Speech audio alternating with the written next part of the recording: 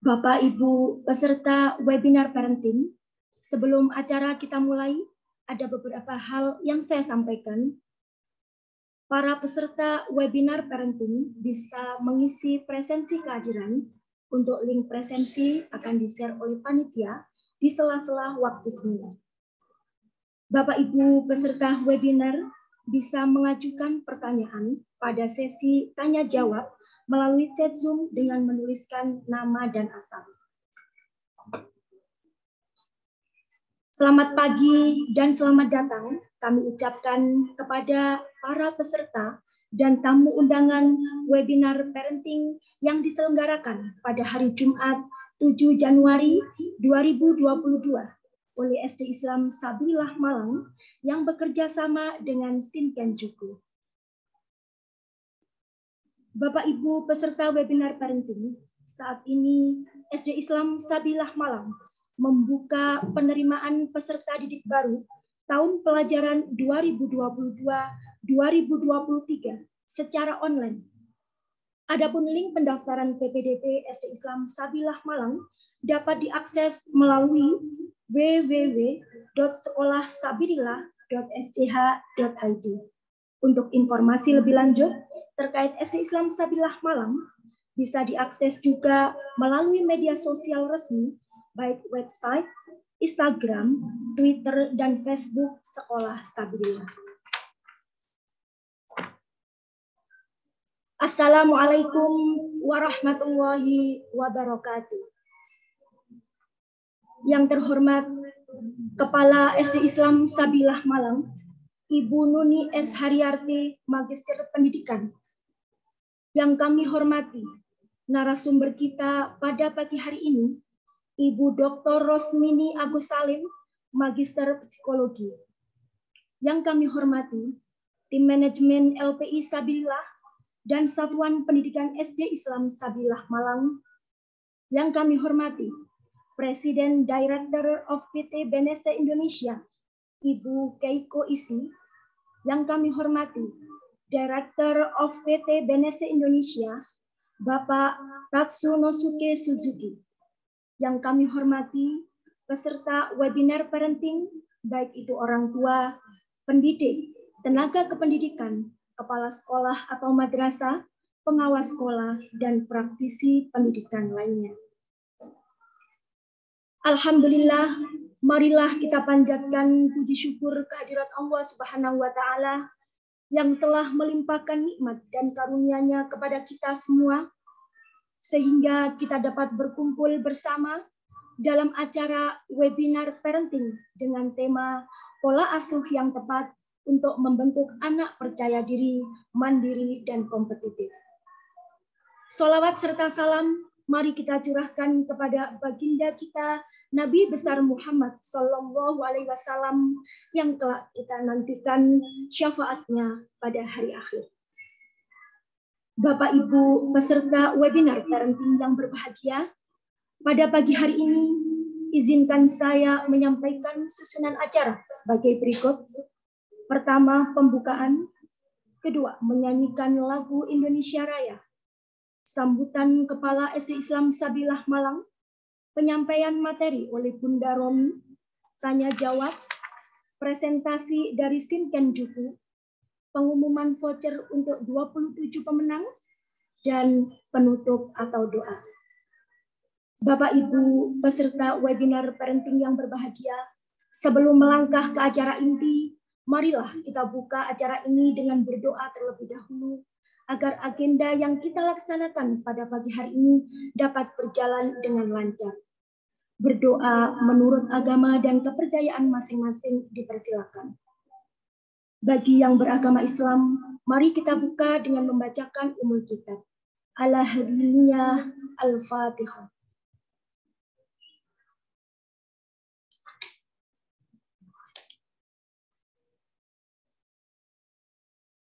Terima kasih. Acara selanjutnya adalah menyanyikan lagu kebangsaan Indonesia Raya.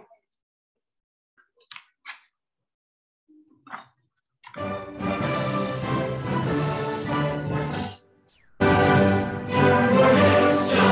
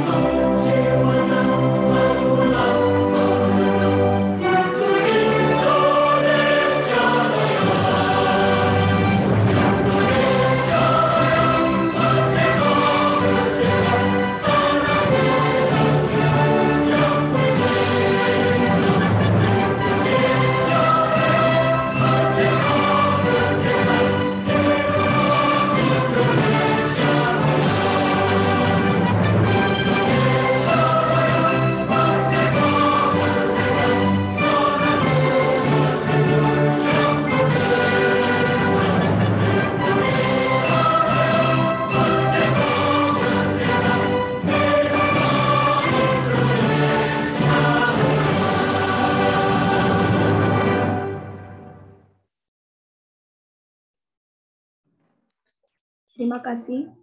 Selanjutnya akan disampaikan sambutan dari Kepala SD Islam Sabilah Malang kepada Ibu Nuni S. Haryarti, Magister Pendidikan, dipersilakan.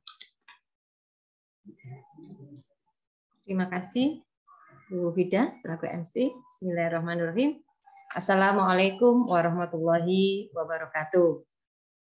Yang kami hormati Dr. Rusmini Agus Salim M. Magister Psikologi, Bunda Romi, selaku narasumber kita pagi ini. Alhamdulillah, beliau sudah bisa bergabung bersama kita. Yang kedua, yang kami hormati Bapak Ibu Keiko Isi, Presiden Direktur PT BNC Indonesia, Bapak Tatsunosuke Suzuki, Direktur of PT BNC Indonesia, Tim Manajemen SD Islam Sabilah Malang, Bapak Ibu Guru Sekolah Islam Sabilah Malang, Bapak Ibu Kepala Sekolah, Guru, Orang Tua dari TK RA Semalang Raya yang sudah bergabung dalam webinar parenting kali ini, serta Bapak Ibu orang tua Sekolah Islam Sabilah Malang yang sudah bergabung juga pada kegiatan webinar pagi hari ini. Terima kasih atas perhatiannya semuanya. Bismillahirrahmanirrahim. Puji syukur alhamdulillah pada kesempatan yang berbahagia pagi hari ini kita bisa mengikuti kegiatan webinar parenting yang diselenggarakan oleh SD Islam Sabilah Malang yang bekerja sama dengan Shinkensuku dalam keadaan sehat walafiat. Semoga kegiatan webinar parenting ini dapat memberikan manfaat yang besar kepada Bapak Ibu peserta webinar untuk bersama-sama mengembangkan kompetensi siswa-siswi, kompetensi putra-putri kita dalam menghadapi masa depan yang gemilang nantinya. Salawat dan salam semoga tetap tercurah kehadirat Nabi besar Muhammad SAW. Semoga kita semua mendapat syafaat beliau nanti di hari akhir. Amin ya rabbal alamin.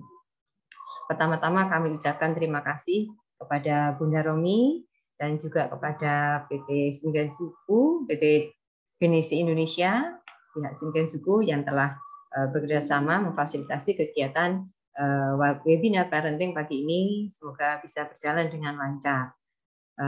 Bapak Ibu yang kami hormati, pada kesempatan webinar parenting ini dengan tema pola asuh yang tepat untuk membentuk anak percaya diri, mandiri, dan kompetitif.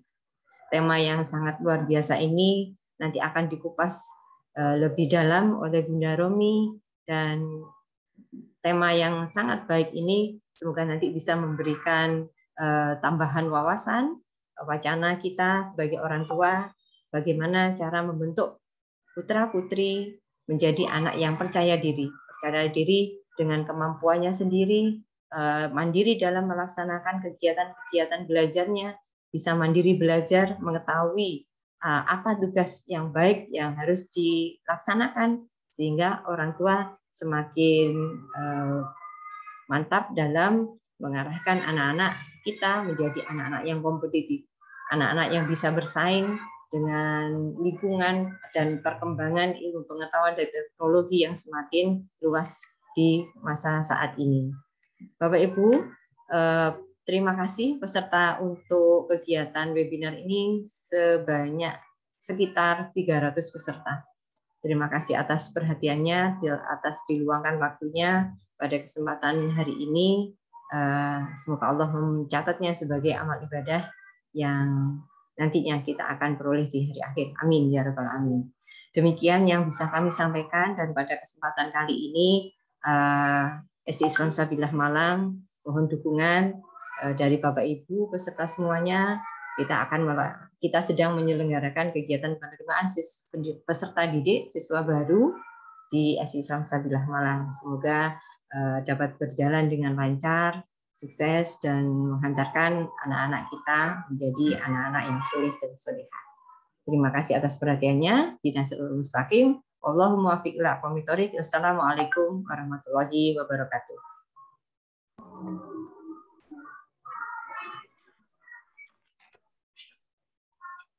Terima kasih Ibu Nuni atas sambutannya.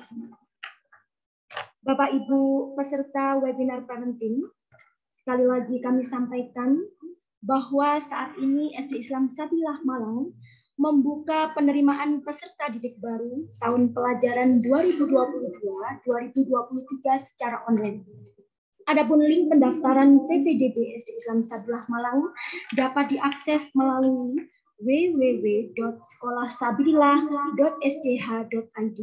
Untuk informasi lebih lanjut terkait SD Islam Sabilah Malang bisa diakses juga melalui media sosial resmi, baik website, Instagram, Twitter, dan Facebook Sekolah Sabilah.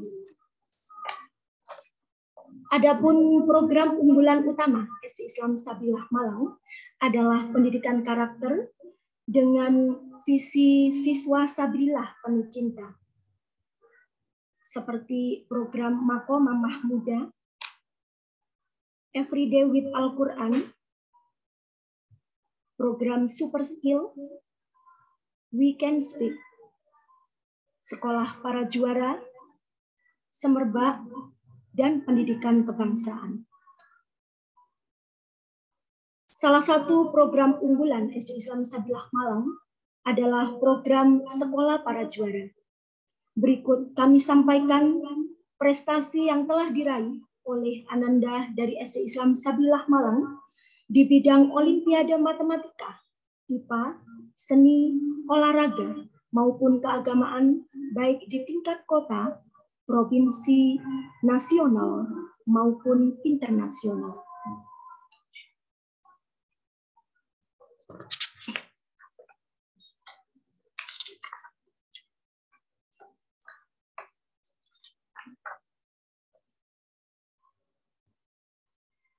Kami informasikan juga bahwa SD Islam Sabilah Malang mengadakan lomba Challenge Your Talent untuk TK, RA, DA Semalang Raya yang diselenggarakan pada hari Sabtu, tanggal 8 Januari 2022. Untuk pendaftaran lomba ditutup maksimal hari Jumat, tanggal 7 Januari 2022, pukul 16 waktu Indonesia Barat. Bagi Ananda yang belum mendaftar, bisa segera untuk mendaftar.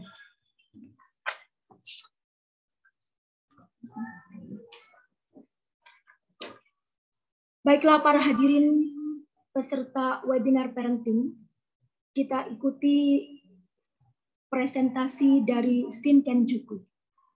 Kepada yang bertugas, kami persilahkan.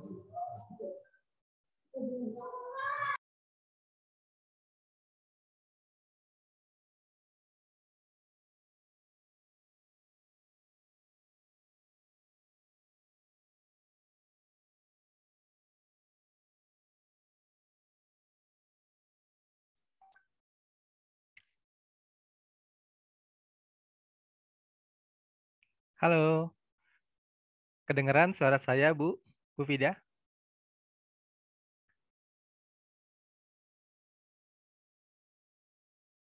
Halo, baik. Ya, dengar Pak. Siap, terima kasih. Oke, selamat pagi Bapak Ibu dari SDI Sabilillah Malang atau dari sekolah-sekolah sekitarnya. Mohon maaf sebelumnya, kami ingin ucapkan bahwa mungkin seharusnya ini adalah sesinya Bunda Romi, tapi mungkin Bunda Romi ada masalah jaringan, jadi sekarang beliau sedang mengarah ke kantor untuk melaksanakan webinarnya di kantor beliau. Jadi untuk mengisi ini, jadi saya akan masuk mengenai Shinken Juku ya Bapak Ibu. Nah, mungkin dari Bapak Ibu ada yang bertanya, BNC dan Shinken Juku itu apa? Bahkan di beberapa form pendaftaran itu banyak yang tanya juga mengenai Shinken Juku itu seperti apa. Baik, izinkan saya untuk memaparkan mengenai Shinken Juku dan PT BNC itu sendiri. Sebenarnya BNC adalah perusahaan pendidikan yang berasal dari Jepang yang sudah berdiri dari sejak 50 tahun lebih di Jepang. Nah, produknya itu dari usia 0 tahun sampai usia lanjut. Nah, di Indonesia dia masuk itu sebagai dia masuk ke Indonesia ini pakai nama masuk produknya di Indonesia itu Shinkenjuku. Shinkenjuku adalah bimbel matematika secara online. Yang fokus utamanya sebenarnya dari Shinkenjuku kita ingin merubah paradigma tentang matematika itu sendiri. Jadi karena kita merasa yakin bahwa matematika itu adalah pembelajaran yang sangat penting karena itu membantu nalar anak dan logika anak yang akan anak pakai nanti di waktu mereka dewasa. Jadi mungkin waktu dewasa kemampuan nalar, kemampuan logik itu akan sangat mereka pakai di dalam kehidupan sehari-hari. Jadi makanya kita mau menanamkan nih esensi pentingnya matematika di dalam kehidupan anak. Karena kita ingin menciptakan matematika yang menyenangkan. Karena di Indonesia matematika itu dianggap sebagai momok yang menakutkan. Karena itu sebagai harus hafal rumus dan yang lain-lainnya. Nah, tapi sebenarnya itu lebih dari itu matematika. Nah, karena ini akan mempengaruhi bagaimana anak berpikir nantinya. Karena waktu nanti mereka di mereka waktu dewasa, nanti mereka akan harus punya kemampuan logical thinking skill dan permasalahannya waktu mereka dewasa pun itu akan baru, akan berbeda dari permasalahan yang sekarang. Jadi kemampuan logis dan kemampuan berpikir sangat dibutuhkan. Makanya kita ingin menanamkan konsep belajar Shinkenjuku. Ya, contoh belajarnya seperti ini Bapak Ibu. Bapak Ibu waktu SD kelas 2 atau kelas 3 ini belajar ini kan, belajar rumus persegi panjang atau jajar genjang. Nah, masih ingat rumusnya kan Bapak Ibu? Masih ingat dong. Untuk persegi panjang, panjang kali lebar, jajar genjang, ini alas kali tinggi. Nah, hubungan antara persegi panjang, luas persegi panjang, dan luas jajar genjang itu sebenarnya apa? Kalau misalnya semuanya ini dua-duanya sama-sama 12, terus kita taruh satu buah jajar genjang di sini dan tarik garis lurus di sini dan pindahkan, maka akan jadi bangun persegi panjang. Sebenarnya secara konsep ini panjang kali lebar dan alas kali tinggi ini sebenarnya sama, tapi mungkin bahasanya yang berbeda. Nah, ini yang kita mau coba tanamkan. Kalau jadi anak nggak perlu bingung bahwa sebenarnya bangun-bangun di dalam matematika itu saling berkaitan. Dan ini kalau tahu anak konsepnya, walaupun dikasih bentuk, dikasih soal yang sesulit apapun, tapi konsep dasarnya udah punya, mereka akan pasti mengerjakannya. Jadi nggak cuma fokus kepada hafal rumus aja, panjang kali lebar adalah persegi panjang, alas kali tinggi adalah jajar genjang. Sebenarnya bukan hafalnya, tetapi konsep rumusnya di dalam rumus luas matematika, di rumus luas jajar genjang dan persegi panjang. Ya, kemudian juga ada lagi bangun ini, masih ingat kan Bapak Ibu ini bangun apa? Ini adalah bangun trapesium ya. Masih ingat rumus luasnya? Ya, saya pun waktu sebelum masuk Shinkenjuku ini agak lupa nih rumus luas trapesium apa ya? Ya sebenarnya rumus luas trapesium ini adalah sisi atas ini ya, ini ada 1, terus sisi bawah ini ada 7 kotak, terus tingginya ini kelihatan. Terus ada kata bagi 2. Nah, bagi 2 ini refer kemana ya? Ini merujuk kemana? Karena kalau misalnya lihat di sini, oh ini kelihatan ya, sisi atas 1, sisi bawah 7, sisi tingginya 4. Kelihatan nih di dalam bangunnya. Tetapi bagi 2 ini maksudnya apa? Apa korelasinya bagi 2 sama bangunnya itu sendiri? Ya, pembuktiannya ada di sini. Kalau kita taruh satu buah trapesium, terus kita tambahkan lagi satu buah trapesium dan diputar, ini jadi bangun apa Bapak Ibu? Ya, ini adalah bangun yang tadi kan, bangun jajar genjang. Sebenarnya arti kata bagi 2 itu adalah di dalam rumus luas trapesium itu adalah pembagian 2 dari jajar genjang. Ya, seperti itu Bapak Ibu. Sesimpel itu sebenarnya. Dan itu ada banyak lagi rumus-rumus seperti ini, akan ada banyak lagi hint-hint atau rahasia-rahasia seperti ini tentang konsep matematika. Jadi nggak cuma hafal rumus aja, nggak hanya hitung cepat saja. Salah satunya ini, bagaimana menghitung luas ini dengan bangun yang aneh seperti ini ya. Cari luasnya bagaimana yuk? Nah, nanti anak akan diberikan soal-soal seperti ini untuk memecahkan masalah. Ya, bisa nanti dihitung ini luas yang abu-abu, terus kemudian luas yang tidak diberi warna, bisa banyak sekali caranya. Nah, sebenarnya itu yang ingin ditawarkan di Shinkenjuku di Indonesia, yaitu kita ingin merubah paradigma, terus kita ingin menanamkan pembelajaran yang berpacu pada HOTS, higher order thinking skill. Tentu saja ada soal-soal yang lower order thinking skill atau LOTS juga, tapi kita ingin memberi banyak pengalaman di soal-soal LOTS dan HOTS. Karena kita mau anak-anak punya kemampuan berpikir. Kemampuan berpikir ini sebenarnya ada siklusnya, yaitu anak harus tahu dulu masalahnya, terus cari cara, kemudian hitung dan periksa kembali. Kebanyakan matematika itu dianggap sebagai hitung aja, tapi sebenarnya matematika adalah pembelajaran di mana anak-anak itu jadi punya kemampuan analitik yang baik. Jadi siklus ini harus dilaksanakan secara terus-menerus. Ya, untuk bisa meningkatkan kemampuan thinking ability-nya. Di Shinkenjuku itu ada kelas private sama semi-private, dengan pertemuannya itu ada 8 kali per bulan, tapi ada tambahan kelas ICS, yaitu selama 4 kali.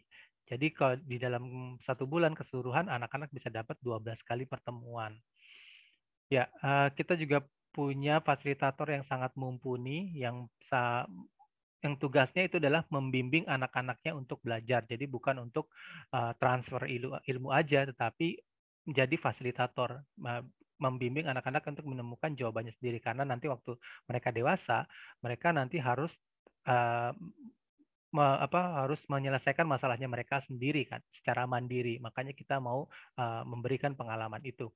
Tentu saja dengan ditunjang buku-buku yang sesuai sama AKM yang sekarang, sesuai sama kurikulum sekarang. Jadi konsep matematikanya dapat, nilainya juga dapat, dan semua ini akan dikirimkan ke rumah Bapak Ibu secara langsung dan gratis. Kita juga menyediakan poin semangat untuk memacu motivasi anak yang bisa ditukarkan dengan hadiah-hadiah menarik yang sesuai sama dunianya anak. Kemudian ada kelas bahasa Inggris juga, maksudnya pelajaran matematika tapi bahasa pengantarnya bahasa Inggris untuk anak-anak yang punya kemampuan bilingual. Di Shinkenjuku juga sekarang lagi sedang ada promo, jadi nanti untuk keterangan lebih lanjutnya silakan hubungi kita. Yang jelas promonya menarik, ada merchandise-nya juga, ada potongan SPP dan free pendaftaran khusus untuk peserta webinar pada pagi hari ini, khusus di SDI Esa-Bilila Malang.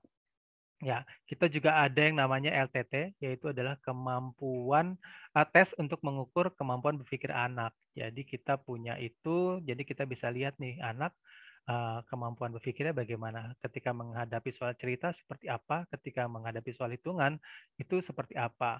Dan kita akan memberikan free konsultasi. Jadi setiap mengerjakan dapat free konsultasi dan reportnya, itu sudah pasti. Ya, untuk info lebih lanjut bisa hubungi ke kita di 0811 10 10 208. Demikian yang bisa saya sampaikan pada pagi hari ini. Saya akan kembalikan lagi ke Ibu MC, Bu Vida. Silakan, Bu. Baik, terima kasih Pak Ahmad untuk presentasinya. Bapak Ibu peserta webinar parenting, sambil menunggu Bunda Romi, sekali lagi perlu saya informasikan bahwa SD Islam Sabilah Malang mengadakan lomba Challenge Your Talent untuk TK, RA, WA Semalang Raya yang diselenggarakan pada hari Sabtu 8 Januari 2022. Adapun lomba-lomba yang bisa diikuti antara lain lomba menyanyi, lomba mewarnai, lomba bercerita, menghafal surat pendek, menyusun huruf hijaiyah, dan menghafal doa harian. Adapun pendaftaran lomba akan ditutup maksimal hari Jumat tanggal 7 Januari 2022 pukul 16 waktu Indonesia Barat.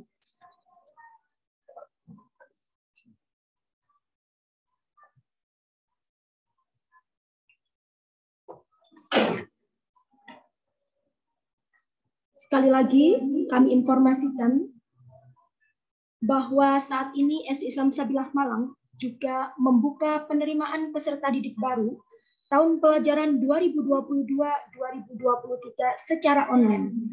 Adapun link pendaftaran PPDP SD Islam Sabilah Malang dapat diakses melalui www.sekolahsabilillah.sch.id. Untuk informasi lebih lanjut terkait SD Islam Sabilillah Malang bisa diakses juga melalui media sosial resmi, baik website, Instagram, Twitter, dan Facebook Sekolah Sabilillah. Bapak Ibu peserta webinar parenting mengingatkan untuk bisa mengisi absen atau presensi terlebih dahulu. Untuk link absen sudah di-share. Bapak Ibu bisa presensi terlebih dahulu.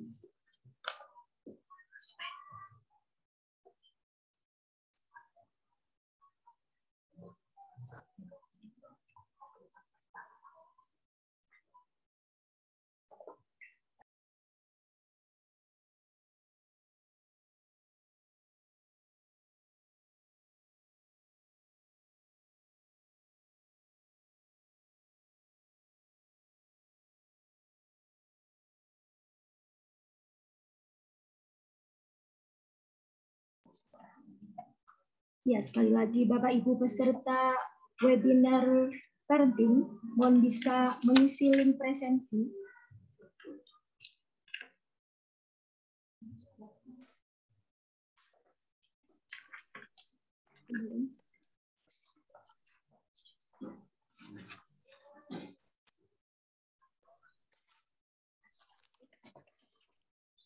Berikut kami tunjukkan untuk video tour SD Islam Sabilillah Malang.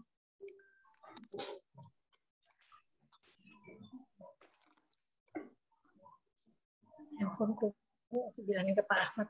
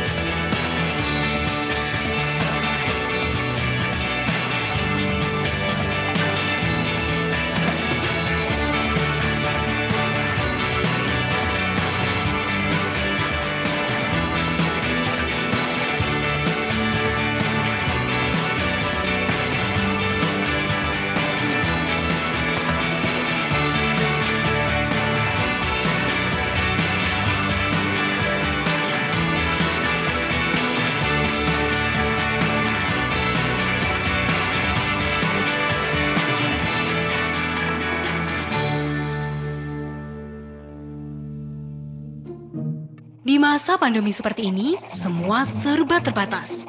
Tak terkecuali kegiatan belajar mengajar. Dari yang biasanya tatap muka, berubah menjadi online. Metode belajar online yang membosankan membuat anak juga menjadi tidak termotivasi. Akibatnya, anak seringkali cepat bosan dan lelah. Orang tua pasti khawatir jika motivasi belajar anak berkurang dan berusaha mencari cara bagaimana proses belajar di masa saat ini tetap menyenangkan. Sekarang, ada bimbel dengan proses belajar yang bikin anak tidak bosan. Karena Shinkenjuku Online hadir untuk menjawab itu semua. Di Shinkenjuku Online, ada beberapa sesi. Pertama, live session. Lalu, ada sesi group time. Setelah itu, ada sesi homeroom. Pokoknya, menyenangkan. Bagaimana? Seru kan belajar di Shinkenjuku Online? Tunggu apa lagi? Ayo, daftar di Shinkenjuku sekarang. Caranya seperti ini. Buka website shinkenjuku.go.id, lalu klik form coba gratis.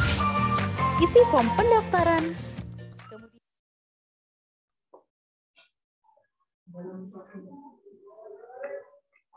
Baiklah Bapak Ibu peserta webinar parenting, langsung saja kita memasuki acara selanjutnya yang merupakan acara inti, acara yang paling kita tunggu-tunggu, yaitu penyampaian materi webinar parenting dengan tema pola asuh yang tepat untuk membentuk anak percaya diri, mandiri, dan kompetitif.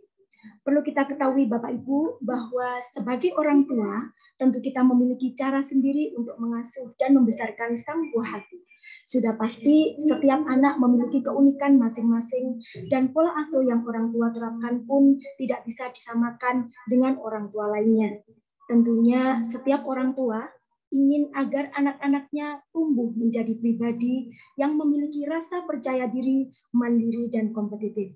Pasalnya, sikap tersebut akan membangkitkan keberanian sang buah hati dan memudahkan mereka dalam mencapai apa yang diimpikan.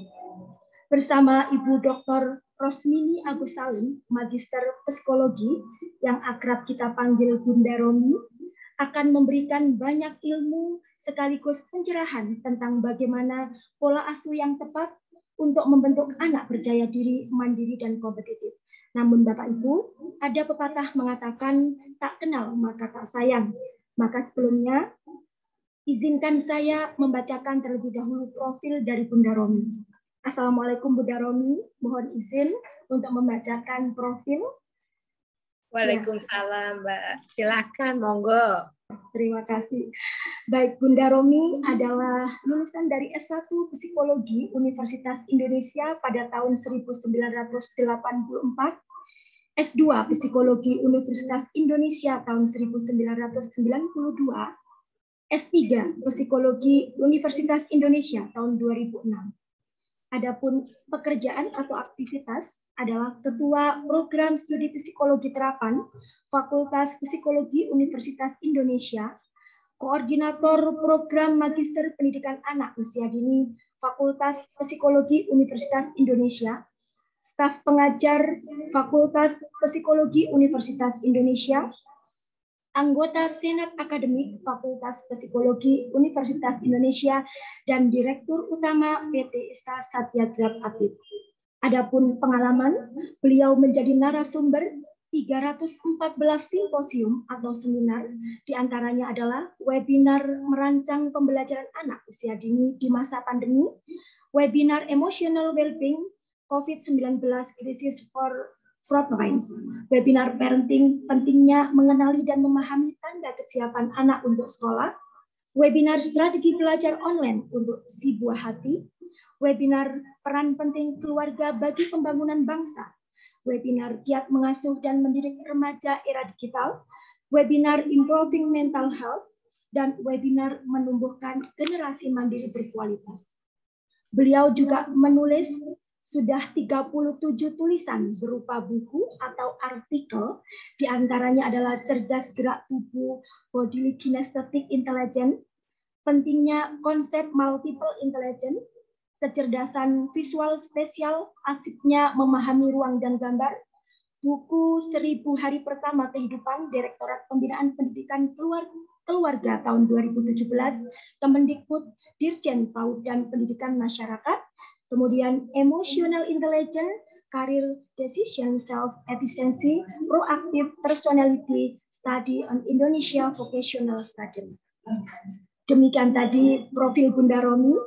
Para hadirin peserta webinar parenting, langsung saja kami persilakan Bunda Romi untuk menyampaikan materi. Terima kasih, Bu. Assalamualaikum warahmatullahi wabarakatuh. Mohon maaf atas ketidaknyamanannya tadi. Aduh, saya juga tadi pagi, ini cerita curhat boleh ya? Deg-degan juga dari rumah, punya 3 provider. Alhamdulillah, saya diuji pagi-pagi, providernya semua nggak bagus ya, sehingga saya harus lari-lari ke kantor saya. Alhamdulillah Pak Ahmad membantu sekali sehingga saya bisa sampai ke kantor. Alhamdulillah, alhamdulillah, alhamdulillah. Semua ada tujuannya pasti. Allah pasti yang maha terbaik ya. Nah, saya senang sekali sekarang. Wah, nggak pakai naik pesawat sudah ada di Malang nih ya. Betul. Selamat pagi Bu Nuni. Selamat pagi semua dari sekolah. Selamat pagi Bunda. Terima kasih. Pagi. Selamat pagi semua dari sekolah Islam, SD Islam Sabilillah Malang. Saya sering dulu waktu sebelum pandemi ceramah di Malang. Udah kangen sama di Malang, macam-macamnya. Terima kasih. Siap, diampiri nih Bunda kalau ke Malang. Insya Allah, nanti saya main ke sana ya Bu ya. Jangan kaget nanti tiba-tiba saya ketok Assalamualaikum. Gitu ya. Bunda, selalu terbuka Bunda Romi. Terima kasih. Boleh saya share screen? Apa sudah di-allow share screen-nya? Saya coba ya. Sebentar.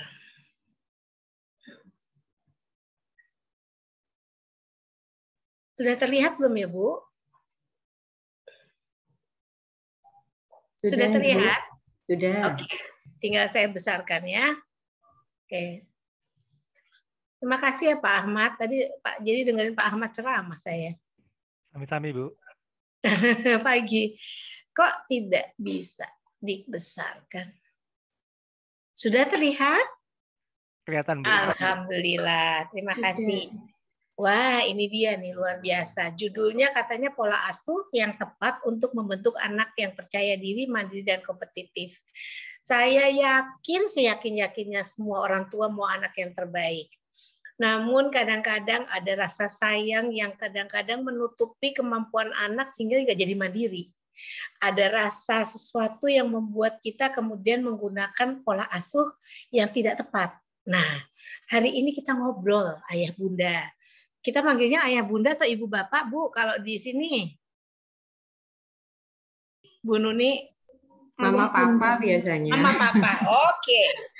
Mama papa, oke. Jadi mama papa kadang-kadang kita bingung ya, kenapa sih anak kita jadi seperti ini tanpa sadar sebetulnya dan tanpa diniatin. Ternyata itu akibat dari pola asuh kita yang kebetulan pada saat ini tidak terlalu cocok. Sehingga terjadilah sesuatu yang misalnya anak tidak mandiri, tidak kompetitif, tidak percaya diri. Saya coba lihatkan sedikit ya. Setiap orang itu pasti mendambakan anak-anak yang seperti ini. Apa itu percaya diri? Nah, kalau kita melihat tentang apa itu percaya diri, ada keyakinan akan kemampuan dirinya. Gimana caranya seorang anak bisa yakin tentang dirinya? Paham dengan apa yang diinginkan dan mampu menyampaikannya. Enggak sedikit-sedikit, "Ma, ini gimana? Yang mana ya, Ma?" Mirip. Nah, ini tanda-tanda anak nggak percaya diri nih. Apalagi kalau ibu yang kemudian nggak pernah memberikan izin kepada anaknya, atau papa atau mama yang tidak mengizinkan anaknya memilih. Jadi apa-apa dipilihin, apa-apa ditentukan. Nah, ini nanti timbullah anak yang tidak percaya diri. Pasti nggak ada niatan, tetapi merasa bahwa memilihkan itu adalah cara terbaik yang untuk anak kita, gitu ya. Lalu anak mandiri, mampu bertindak membuat keputusan sendiri tanpa mengandalkan arahan dan dukungan lingkungan.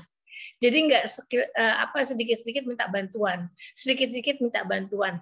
Pada saat kita hatinya legowo, sedang senang dan sebagainya, kita senang membantu anak. Ya, malah kita pikir biar cepat mandi dimandiin, ini.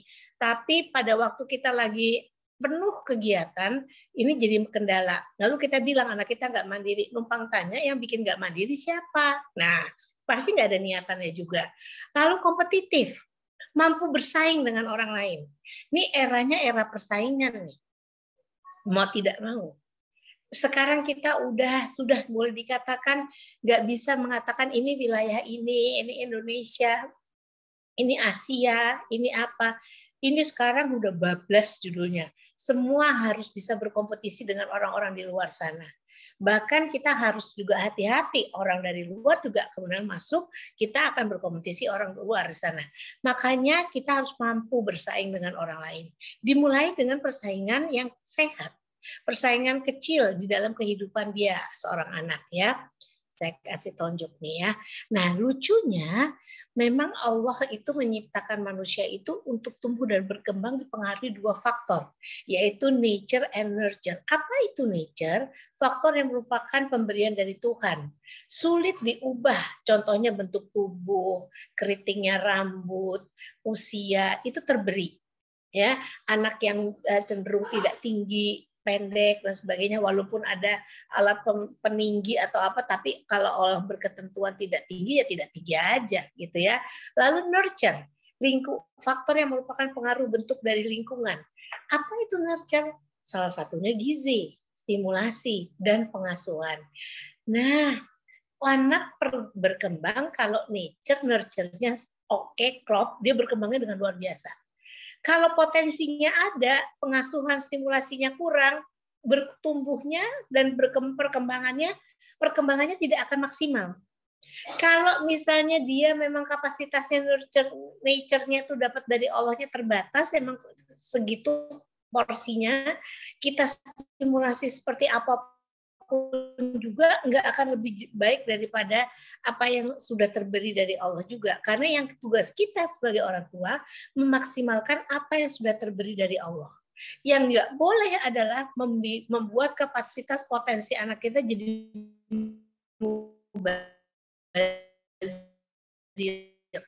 jadi kalau ayah tugasnya sebagai orang tua memotret potensi itu. Apakah terdengar suara saya? Soalnya mulai unstable lagi nih.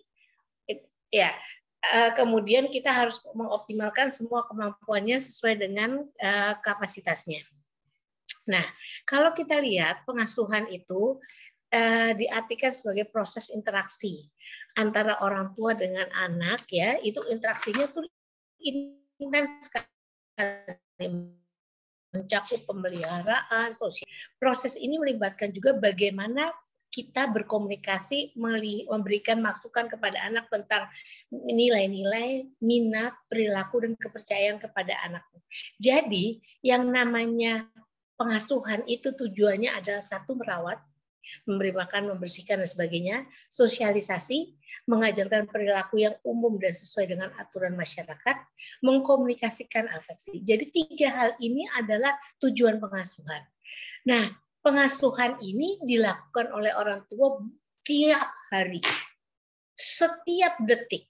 Dengan model ada beberapa. Macam-macam model pengasuhan ini yang kemudian membuat bahwa kita lihat dulu.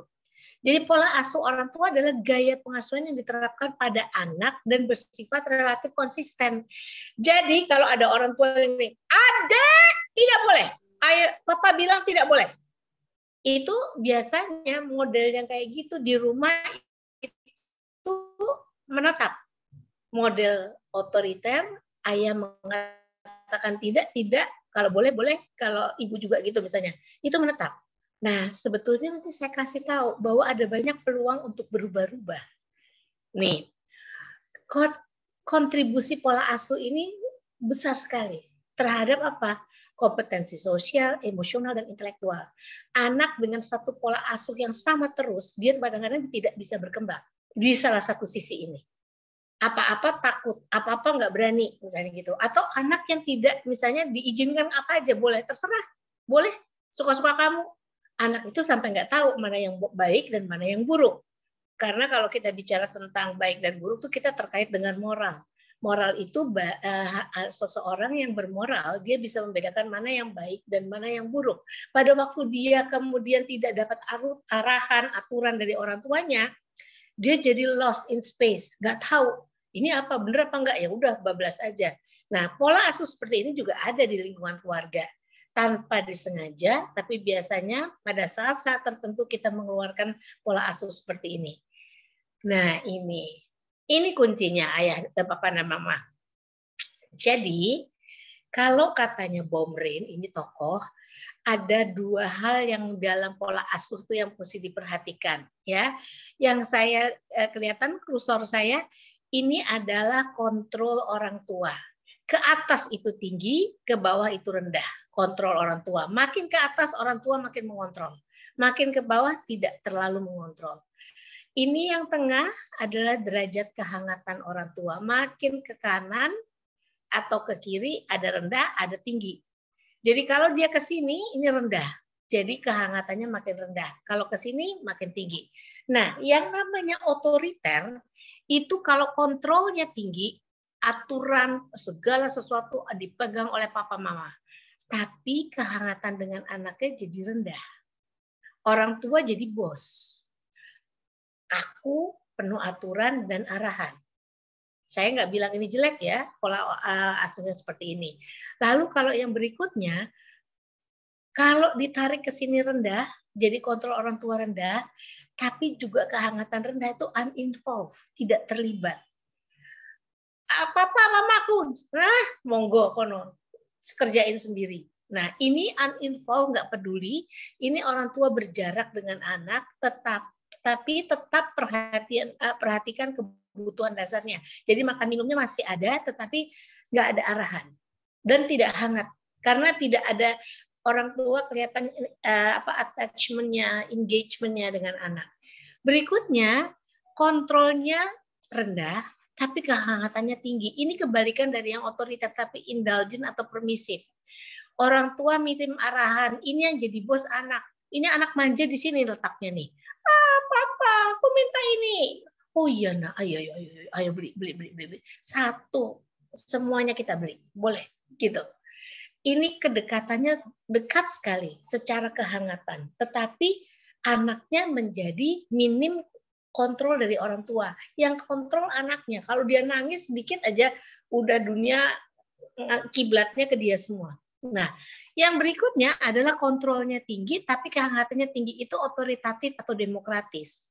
Anak bebas berkreasi, batasan pengawasan tetap dari orang tua. Jadi otoritatif itu hukumnya L, lama.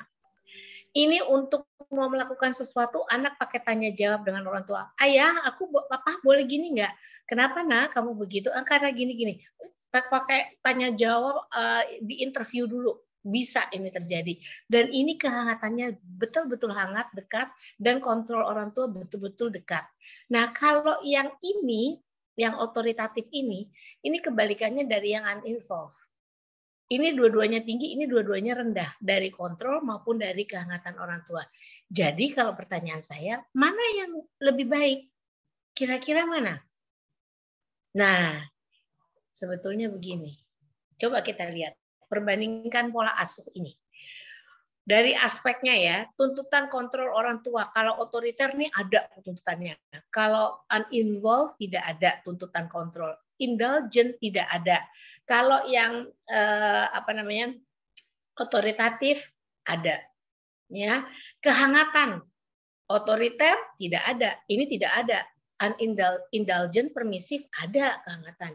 Otoritatif atau demokratis ada. Kesempatan anak berpendapat, otoriter anak nggak dikasih izin berpendapat. Uninvolved ada, indulgent ada, di otoritatif ada atau demokratis. Hubungan orang tua dengan anak, orang tua dominan. Di uninvolved sejajar. Di indulgent anak dominan karena anak jadi lebih manja, lebih bisa mengatur orang tuanya. Kalau di otoritatif demokratis sejajar. Penerapan aturan kalau di otoriter itu ketat. Tidak ya tidak. Boleh ya boleh. Nggak ada celah. Kalau di uninvolved longgar banget. Indulgent juga longgar. Tapi kalau otoritatif atau demokratis dia tidak longgar dan tidak juga ketat sekali. Tapi ada aturannya. Ada cukup bisa mengatur seorang anak. Reward and punishment kalau di otoriter itu lebih menekankan punishment. Biasanya orang tuanya marah kalau apa yang dikatakan tidak diikuti. Uninvolved kurang terlibat. Tidak ada reward dan punishment. Suka-suka anak aja. Ini kalau indulgent permisif lebih menekankan pada reward. Anak selalu minta reward. Ini yang sini penekanannya kelihatannya lebih punishment yang pada waktu otoriter. Kalau yang ini seimbang antara punishment dan reward. Nah, tapi sebetulnya saya sebagai psikolog, saya seharusnya mengatakan bahwa jangan hanya reward and punishment. Ini kan teori belajar namanya behaviorist. Jadi kayak kita lumba-lumba, kalau dia berhasil kita kasih ikan gitu ya. Kalau dia tidak berhasil kita nggak kasih gitu. Saya lebih cenderung untuk orang tua menggunakan istilah konsekuensi. Kalau konsekuensi itu tidak satu arah. Jadi tidak orang tua yang menetapkan saja, yang punya power. Tapi kalau konsekuensi kita bisa nanya, Adek, kalau adek nggak bikin PR, ibu gimana? Boleh, mama boleh apa? Boleh marah nggak? Nggak boleh dong, Ma. Oke. Kalau gitu, kalau nggak bikin PR, mama bilang kamu nggak boleh main sepeda, boleh? Oke, Ma. Nah, itu ada apa? Ada pertimbangan. Anak bisa berpendapat. Itu yang namanya konsekuensi. Konsekuensi menimbulkan tanggung jawab. Kenapa anak mengikuti itu? Karena dia tahu tanggung jawabnya apa. Kalau reward and punishment kadang-kadang searah sehingga dia tidak tahu. Ya udah terberi aja gue dipunish, ya udah aku dikasih reward, ya udah gitu ya. Tapi tidak ada pemahaman bahwa saya harus bertanggung jawab. Nah, si 4 pola asuh ini ternyata orang tua pakai satu jenis aja yang tadi saya bilang. Kalau biasa otoriter, nih ya ayah bunda, ya papa mama, otoriter ini hukumnya C, cepat. Kalau yang ini tadi otoritatif demokratis L, lama. Kalau yang ini terserah, orang tua nggak ikutan semua nih yang bawah ini. Jadi dia nggak lihat hukum cepat atau lama, terserah anaknya aja, dicari jalan keluarnya sendiri. Nah, sebetulnya karena apa kita dominan? Karena kita hanya terbiasa dengan hal tersebut sebagai orang tua. Romi biasa misalnya dominan, dia akan dominan terus sama anaknya. Karena apa? Lebih gampang, lebih cepat anaknya diatur manut. Tetapi nggak manut beneran karena orang tuanya nggak ada, nanti anaknya nggak melakukan. Nggak ada di dalam dirinya bahwa ini demi saya. Gitu. Terus kita pikir nih, otoriter ini pasti yang paling jelek. Karena dia nggak boleh dipakai karena anak jadi seperti itu. Kita lihat lagi. Kita lihat sebentar ya. Uninvolved itu menjadikan anak nanti punya harga diri jadi kurang berkembang. Self esteem itu harga diri. Cenderung immature, nggak matur, nggak matur tuh mature tuh apa ya? Dewasa ya. Kurang perhatian, terhambat penyesuaian dirinya, spontan, mandiri dan percaya diri, berani mencoba. Jadi untuk tiap kepentingan kita mesti pakai pola asuh yang berbeda. Indulgent permisif itu ada gunanya juga walaupun seperti itu. Apa? Menjadi kurang percaya diri, kurang teratur, egois, mudah menyerah diri, tapi bisa percaya diri. Kenapa? Karena dia coba menyelesaikan masalahnya sendiri. Otoritatif, demokratis, mudah membantah. Kenapa? Dia dikasih kesempatan berargumen karena tadi saya bilang hukumnya lama, pakai tanya jawab. Kenapa boleh gitu? Oh, temanku nggak apa-apa begitu, kok nggak boleh aku di sini? Mampus deh mama papanya. Kenapa anak ini bawel banget ya? Lalu dominan lah mama papanya. Mama bilang nggak boleh, nggak boleh. Neng. Nah gitu anaknya terus marah deh ya. Nah otoritatif mudah membantah, tapi dia ceria, menyenangkan, kreatif, percaya diri, terbuka pada orang tua, tidak mudah stres anaknya. Authoritarian itu mudah cemas, kurang percaya diri, kurang komunikatif. Nah, sulit untuk membuat keputusan, cenderung memberontak. Jadi gini, keempatnya punya fungsi untuk menjadikan anak percaya diri, mandiri, dan kompetitif. Kalau aturan orang tua terus, dia nggak akan ada kompetitifnya. Karena kalau anak yang kompetitif, kadang-kadang keluarnya pada waktu dia diberikan kesempatan untuk melakukan apa yang dia inginkan. Nah, jadi gimana? Ini penggunaan pola asuh itu sangat tergantung pada situasi dan kondisi. Yang mana? Ini. Pada anak yang sedang mendekati bahaya, ini saya ambil contoh ya, papa mama ya. Misalnya anak mau nyebur sumur, ya. Aku mau nyebur sumur, aku nggak mau lagi sama papa mama. Kalau pakai demokratis udah keburu nyebur. Tanya jawab enggak, mengapa kamu nyebur sumur? Terus anaknya bilang, aku tidak betah hidup, Bunda. Lalu kemudian ibunya lagi, kenapa begitu? Ya aku pokoknya lama tahunnya anaknya tiba-tiba udah nyampe di bawah. Ya, kalau dia pakai indulgent atau permisif, aku mau nyebur sumur. Daripada aku nangis, mau pilih mana? Ya udah nyebur sumur aja, enggak, monggo. Gitu. Kalau yang pakai terserah, tidak terlibat juga sama, nyebur aja dia. Kalau pada situasi yang seperti itu, otoriter itu yang paling bagus. Tidak, nak. Tarik anaknya dari pinggir sumur. Jadi situasi kondisi. Tapi kalau ngajarin tentang kerajinan tangan, main musik, enggak otoriter. Harus diberi kesempatan anak untuk melakukan sesuatu yang lain.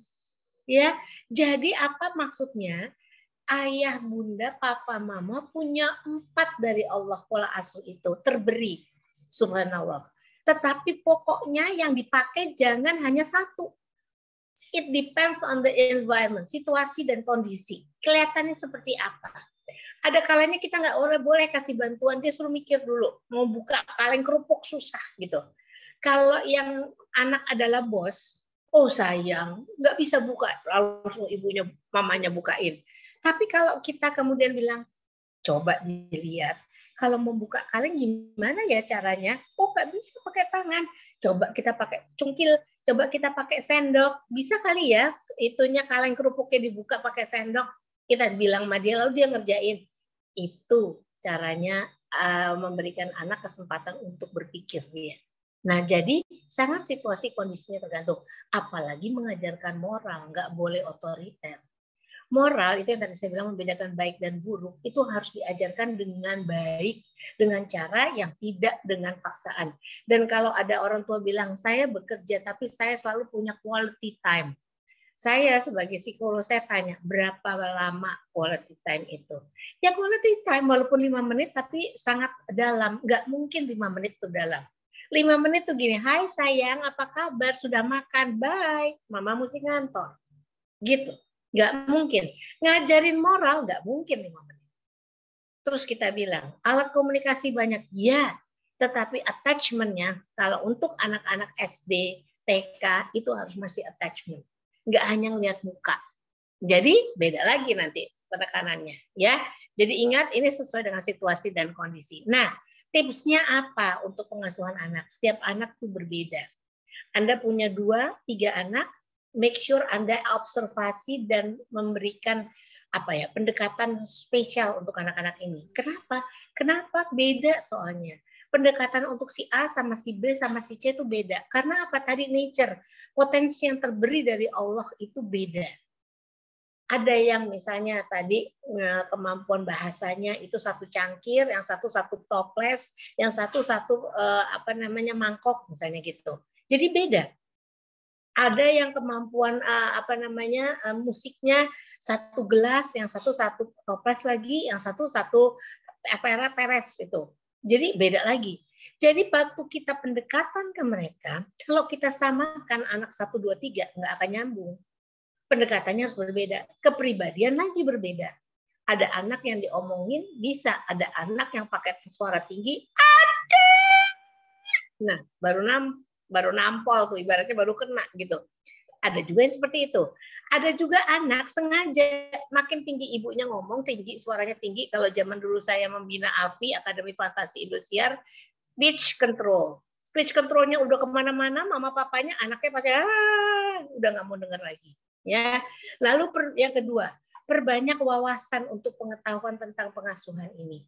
Jadi orang tua itu nggak ada sekolahnya, betul nggak Bu Nuni? Ya, sekolah guru ada, insya Allah. Sekolah jadi orang tua, nggak ada. Mau saya kasih sedikit ini colongan dari saya. Anak saya 1, 5 meninggal 4, jadi tinggal 1. Saya melihat anak saya awalnya, kenapa ya? Karena dia dulu waktu kecil dideteksi gifted. Gifted itu anak berbakat. Itu hanya ada sekitar 2.2% from the population. 2,2%. Sedikit anak berbakat yang kecerdasan ini. Susah saya ngomong sama dia. Agaknya kayak mau konflik terus gitu ya. Apalagi semenjak dia itu kecil. Apalagi sebelum menjelang remaja tuh saya berpikir, nih emaknya psikolog, kenapa ya saya kok nggak bisa? Terus saya berubah. Saya belajar dari anak saya. Kiblatnya dalam tanda kutip ya. Kalau kiblat sebenarnya kan masih di Mekah. Kiblatnya itu anak.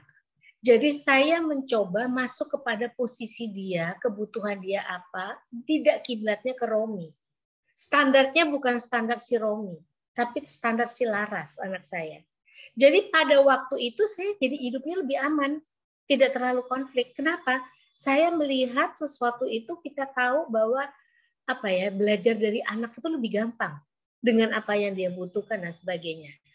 Makanya kita harus belajar dari situ. Apalagi kalau anak ketiga, nggak ada yang sama kan. Lalu kemudian ini pola asuh harus sesuai dengan situasi dan lingkungan yang tadi saya bilang. Ibu atau papa dan mama harus kompak, gambrengnya hitam semua, putih semua. Nggak boleh inkonsisten. Papanya beda, belum lagi ada eyang, ya kan? Yang kung, yang ti, sumpah deh. Alhamdulillah ribet. Di rumah saya karena anaknya cuma satu, anak saya dengan suaminya kan di rumah. Saya sama papa, dipanggilnya saya Nena. Kalau suami saya Pepa. Nah, si Nena masih Pepa, ini bentuk kasih sayang kadang-kadang, Nena Pepa pulang kantor bawa oleh-oleh gitu. Nah, anaknya jadi kebiasaan.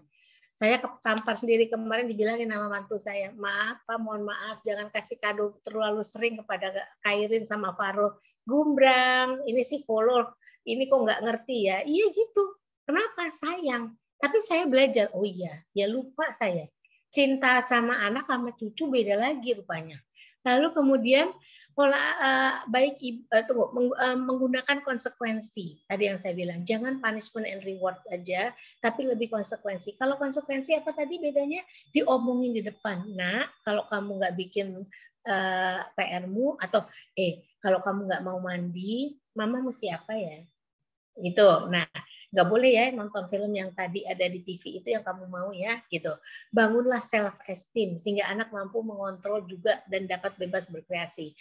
Jadi kalau kita mau mengontrol anak kita harus bisa kemudian membangkitkan dulu self esteem-nya, harga dirinya.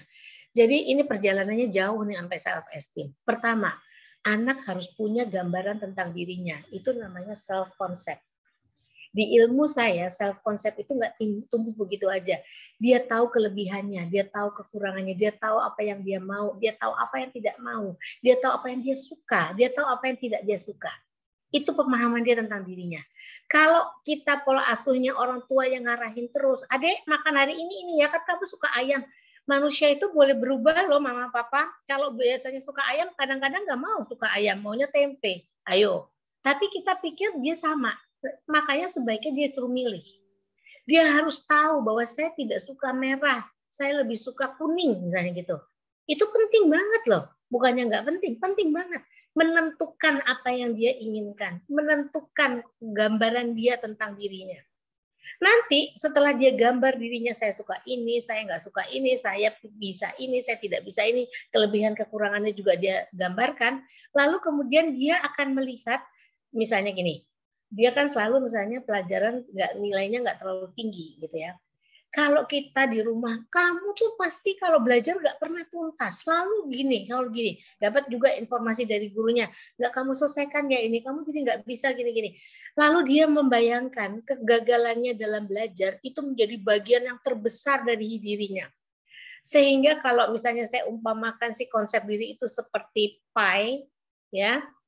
Coba ya, saya coba lihat. Coba stop share sebentar. Saya coba bikin annotate, bisa nggak ya?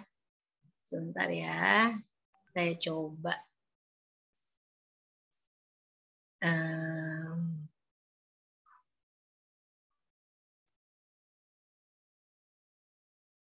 Ini ya Bu ya. Saya ambil, saya coba ya.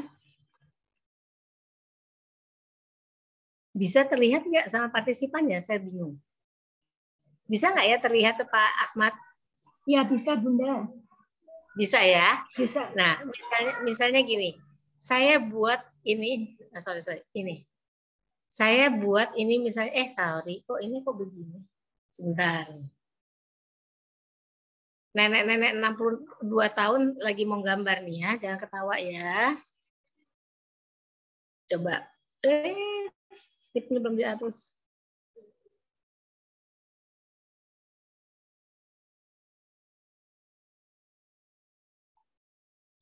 Ini misalnya gini nih, ini pura-pura lingkaran Pak Ahmad, jangan dicela ya, lingkarannya Bu Romi. Ini gambaran anak tentang kelebihan kekurangannya.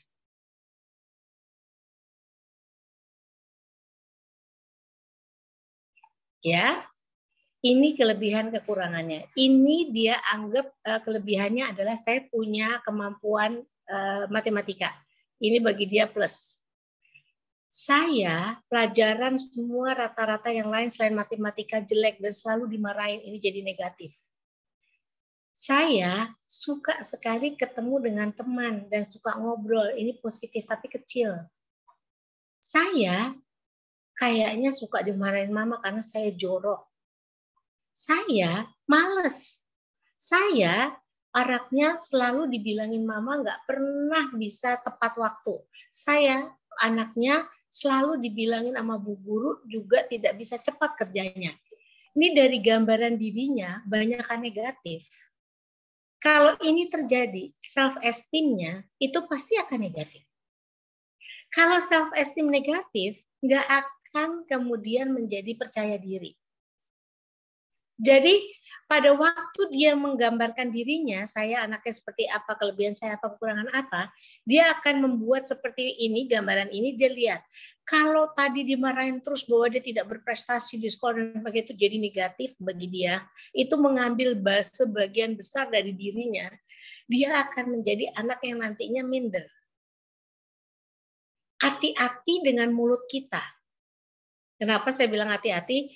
Karena mulut kita itu kadang-kadang membuat anak kita tidak tidak kemudian menjadi nyaman. Kalau kita boleh, saya boleh gambarkan ya, Ayah Bunda ya. Kalau kita itu ngomong itu harusnya dengan sesuatu yang kemudian anak-anak merasa nyaman. Tapi kalau kita menderanya dengan nyinyir, dengan ini, itu menjadi semua negatif. Saya banyak punya pasien klien yang berdampak pada kemampuannya dia jadi rendah, padahal bagus sebetulnya. Karena apa? Sudah menilai dirinya bahwa dia nggak bermampu. Sedih nggak? Dan itu tanpa sengaja yang bikin kita sendiri orang-orang di lingkungan. Saya makanya kalau kasih tahu sama orang tua, hati-hati dengan mulut dan tulisanmu. Mulut Anda mengatakan, kamu nggak bisa ya kayak kakak kamu sedikit rapi. Tertanam di anak ini. Saya tidak seperti kakak saya, itu jadi negatif. Kakak saya selalu lebih unggul. Ini yang membuat sibling itu rivalry, itu adalah karena selalu dibandingkan. Ya lalu kemudian yang terakhir jangan mencela melabel yang tadi saya bilang. Karena ini akan berdampak. Sehingga kalau anak Anda mau kompetitif, ya, anak Anda mau menjadi anak ini yang tadi saya bilang ini. Nih, mau menjadi anak yang mandiri, itu ada di mana? Ini dengan pola asuh seperti ini. Empat-empatnya harus dipakai. Tidak boleh hanya salah satu. Sehingga itu akan sangat membantu, dan sangat membantu itu akan membuat anak kita kemudian menjadi dirinya sendiri. Secara garis besar, kita tahu bahwa kita mampu, tapi akan dijawab oleh Bunda Romi.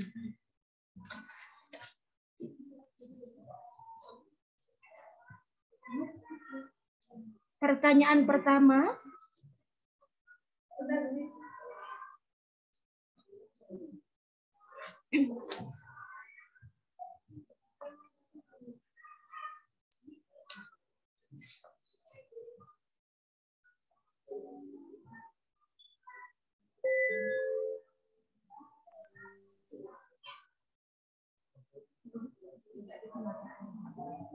Akan dibacakan, Bu? Ya, saya bacakan, Bunda. Ya, oke. Iya, sebentar.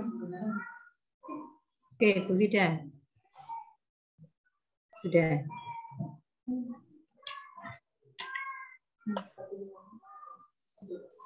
Iya kan, Bunda? Oke, sudah nampak. Ya. Baik, pertanyaan pertama dari Ibu Ria Kurni Ajeng Pratiwi, wali siswa dari Ananda Revi Fakri Hakim kelas 1 SD Sabilah Malang. Pertanyaannya, bagaimana merubah pola asuh yang selama ini sudah berjalan dan membentuk karakter anak yang ternyata kurang mandiri atau kurang kompetitif, dan bagaimana merubah anak agar percaya diri, mandiri, dan kompetitif. Itu untuk pertanyaan yang pertama, Bunda Romi. Langsung saya jawab aja. Ya, langsung dijawab dulu. Oke, terima kasih ya Bu. Jadi tadi sebetulnya isi materi saya jawabannya adalah di situ. Gimana cara merubahnya?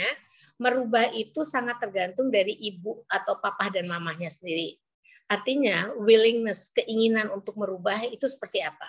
Saya sih sangat berharap orang tua kalau sudah tahu, oh ternyata bisa loh dipakai di empat-empatnya, maka kemudian kita mencoba untuk merubah. Oh yang tadi kemarin tuh kayaknya kurang bagus ya, saya melakukan anak saya seperti bos. Apa yang dia minta saya kabulkan gitu. Jadi saya mesti berubah nih. Harusnya apa yang saya lakukan? Nah, itu kemudian kita merubah. Jadi perubahan itu bisa terjadi dengan diri kita sendiri pada waktu kita menyadari bahwa yang kita lakukan adalah sesuatu yang tidak terlalu tepat untuk anak-anak kita. Dan kalau sekarang ibu mengatakan atau ayah, papa dan mama mengatakan sudah biasa otoriter. Nah sekarang yang penting anak kita mau kita kasih yang berbeda enggak? Sudah tahu anaknya tidak kompetitif. Karena apa? Apa-apa nanyanya ke mama sama papa. Apa-apa dia tidak berani, nggak berani mencoba. Kenapa? Kalau coba salah dimarahin habis-habisan. Jangan begitu pola asuhnya. Rubah. Terima anak apa adanya. Saya selalu menyarankan menerima anak apa adanya. Kenapa? Anak itu proses belajarnya dari yang ada gagal dan dia bangun lagi, itu proses belajar. Jadi kalau dia selalu bagus terus, ini ya sekarang ayah papa mama, saya di Universitas Indonesia lagi bikin penelitian tentang kecurangan akademis selama masa PJJ ini. Kalau dari penelitian PISA yang baru saja di launch, baru saja diterbitkan, anak-anak kita baca, menulis, berhitung itu nomor 74 rankingnya dari 79 negara. Kompetensi yang ada di sekolah itu banyak yang gugur. Kenapa? Karena adanya kecurangan akademis. Banyak orang yang dibantu oleh orang tuanya, anak-anak ini, untuk mengerjakan tugas-tugasnya. Ayo jujur, iya apa enggak? Lalu disubmit ke gurunya. Padahal harusnya anak memahami itu dan mengertinya gitu. Nah, itu pasti bukan karena apa-apa, karena ayah dan bunda, mama dan papa ini cinta banget, sayang sama anak-anak, ingin yang terbaik untuk dia. Tapi yang kita kira itu yang terbaik dengan menyelesaikan tugas-tugasnya dia, ternyata nggak terbaik karena dia jadi tidak paham untuk apa nilai kalau dia nggak ngerjain sendiri. Ingat, nanti dia di masyarakat bisa berhasil atau tidak itu sangat tergantung dari bagaimana dia paham tentang apa yang dia sudah miliki. Gitu. Itu Bu. Halo? Ya. Baik Bunda, itu untuk pertanyaan yang pertama. Selanjutnya untuk pertanyaan yang kedua. Ini dari Ibu Maisaro dari TKB TK Siti Hajar. Pertanyaannya, bagaimana trik yang tepat untuk mengajari anak lebih percaya diri saat tampil di depan kelas? Seperti itu pertanyaannya, Bunda. Oke, kalau percaya diri tadi saya bilang dari gambaran dia tentang dirinya. Kalau dikit-dikit kita cela, kamu sih nggak kayak teman kamu atau teman kamu tuh berani semua loh. Nah, jadi dia kalau mau muncul itu dia mikir, ini kalau saya nanti tampil kira-kira saya akan jadi bagus nggak ya? Atau nanti mama sama papa nanti mencela lagi gitu. Nah ini yang kemudian makanya saya bilang berhati-hatilah dengan mulut kita. Karena kadang-kadang tanpa sengaja kita membandingkan gitu. Padahal membandingkan itu udah pasti nggak bagus. Tidak bagus sama sekali. Tidak bagusnya kenapa? Ya kalau kita bandingkan, anak itu nggak pernah merasa bahwa apa yang dia capai itu diapresiasi oleh lingkungannya. Bahkan ada anak yang misalnya tadinya nggak berani tampil di kelas, tapi kalau kemudian kita berikan support, misalnya kita bilang gitu, Dek, adik kan pinter bicara. Nanti kalau di depan kelas, adik ngomong aja, cerita seperti kayak adik cerita sama mama. Itu dia akan merasa bahwa, oh iya saya tuh pandai sekali bicara. Padahal sebetulnya kalau at real, mungkin ada banyak orang yang lebih pandai, tapi di dalam dirinya, kemampuan untuk bicara itu yang paling menonjol. Itu yang kita support dia supaya dia kemudian percaya diri. penelitian lagi, Ayah Bunda, banyak orang tua tidak tahu bahwa anak yang kemudian jadi nakal atau tidak mau masuk kelas, lebih senang cabut ya, apalagi di SMP dan SMA, itu rata-rata karena anak merasa bahwa dia percuma di kelas, toh saya nggak akan jadi juara, saya nggak dapat nilai bagus. Jadi lebih baik saya cari kehidupan lain, yaitu ketemu dengan teman-teman saya di luar sana. Dia merasa lebih nyaman di situ. Gitu ceritanya. Makanya kita tidak boleh melakukan hal tersebut. Berikan dia tempat yang nyaman untuk mengekspresikan dirinya. Kalau di depan kelas kita kasih tahu bahwa nanti adik mulai dari sini aja. Coba kalau adik coba lihat. Gimana coba adik kalau mau melakukan di depan kelas mau ngomong seperti apa. Kita suruh coba dia. Gitu ya Mama, Papa ya. Kembali ke Ibu. Oke. Baik Bunda, terima kasih. Untuk selanjutnya pertanyaan ketiga dari Bapak Suryo Adi Widianto dari TK Anak Saleh. Pertanyaannya, bagaimana strategi yang tepat untuk mendampingi anak agar bijak dalam bersosialisasi dengan lingkungan sekitar di era digital seperti sekarang ini? Bagaimana pula cara atau strategi dalam mendampingi anak agar anak memiliki kepercayaan diri, mandiri, kompetitif, dan merasa nyaman serta bahagia dalam kehidupannya tanpa adanya rasa tekanan. Oke, kalau misalnya tentang sosialisasi untuk berinteraksi di era digital ini, sebelum pandemi kita selalu mengatakan hati-hati dengan gadget. Kalau sekarang kita provide gadget kepada anak-anak kita berikan itu dengan ikhlas, cari yang tercanggih malah untuk anak-anak bisa menggunakannya untuk PJJ ya. Jadi kalau kita bilang nggak boleh pakai gadget, nggak mungkin, tapi membatasinya bisa. Sosialisasi itu nggak akan dapat dengan baik, optimal kalau hanya dengan virtual sebetulnya. Misalnya gini, kompetitif itu bisa terjadi kalau dia tahu dia kalah, terus dia merasakan rasa nggak nyamannya, terus dilihat oleh teman-temannya, kemudian dia harus menerima teman yang satu tuh lebih unggul daripada dia. Itu kompetitif. Itu harus dilakukan dalam kehidupan yang kemudian real. Ini sekarang kita nggak boleh ngomong begini, ya sekarang kan pandemi, gimana dong ya? Nggak bisa. Allah sudah memberikan ini. Yang bisa kita siasati adalah bagaimana caranya kita beradaptasi dengan situasi ini. Misalnya, kalau sosialisasi nggak dilakukan karena virtual kegiatannya kan nggak mungkin. Makanya kita minta izin kepada orang tua harusnya untuk misalnya gini, kadang-kadang biar anak-anak ngobrol dengan anak-anak. Kenapa guru saya sarankan untuk bikin satu kegiatan yang selalu ada kerjasama kelompok. Itu kalau di Zoom bisa di breakout room, bisa di dibikinkan Jamboard atau apa untuk kegiatan di mana dia bisa melakukan sesuatu. Nah dari situ dia bisa berinteraksi sendiri, ya dalam hal bicara. Nanti kalau kompetisi juga bisa. Kompetisi apa misalnya kita lakukan gitu. Dan itu sebetulnya waktunya nggak selalu harus ada kegiatan lomba.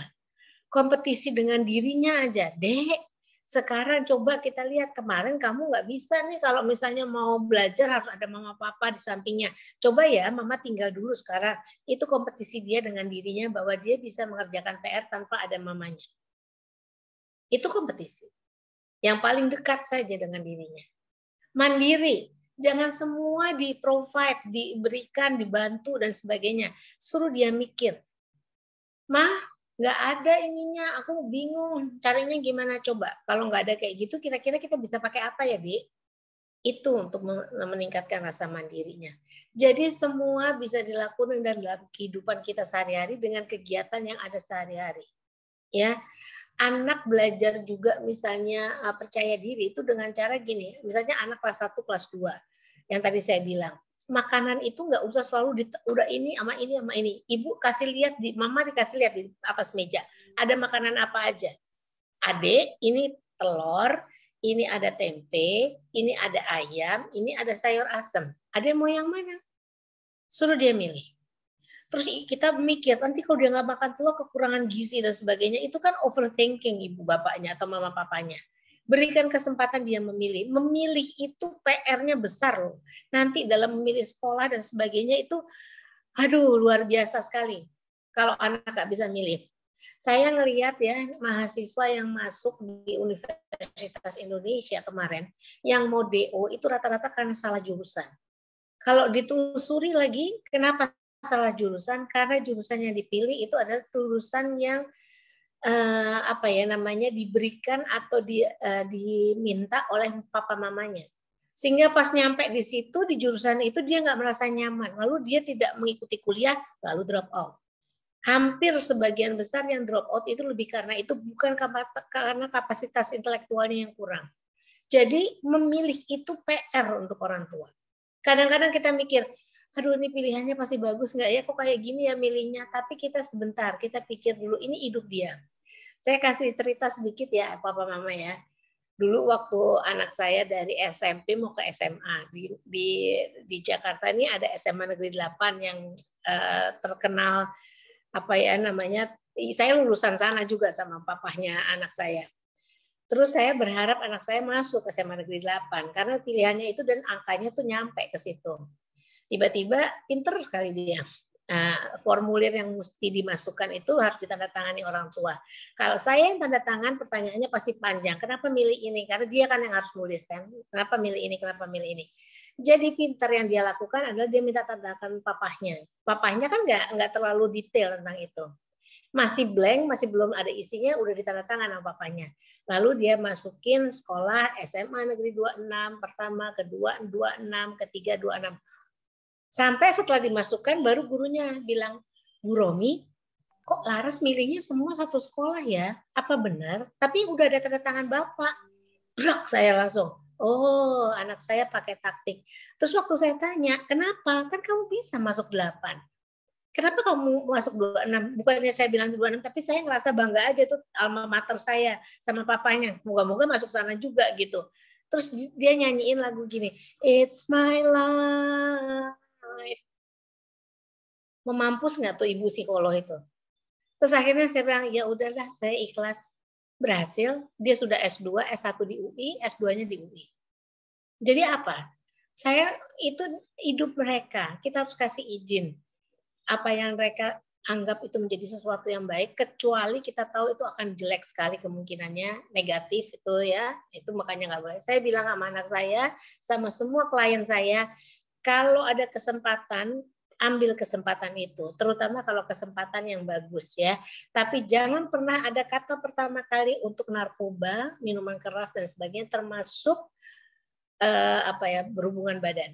Karena kalau itu pertama kali dilakukan, itu bukan experience yang akan kita bikin kita stop, tapi kita nantinya lalu akan mengatakan nothing to lose, kita lakukan lagi, kita lakukan lagi.